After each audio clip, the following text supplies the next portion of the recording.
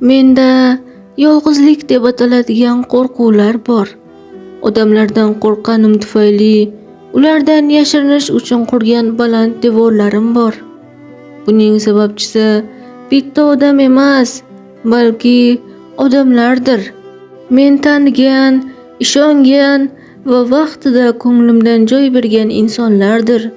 Mavzuni faqat sevgiga bog'lasam, adolatsizlik bo'ladi.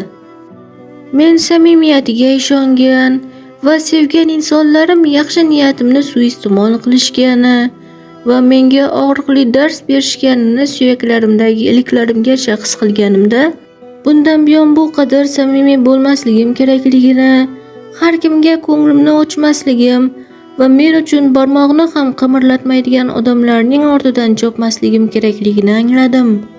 Chunki yana o'shandek jarohat va og'riqlarni boshdan kechirish niyatim yo'q. Odamlardan uzoqlashdim. Endi kim yaxshi, kim yomonligi qiziq emas.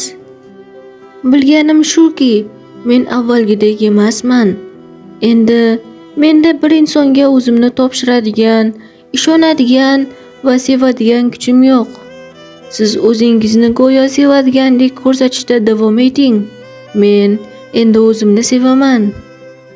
Men odamlarning yonida bo'lgandan ko'ra o'zimni balkonda qulayroq his qilaman. Inson zotidan shu qadar qo'rqaman.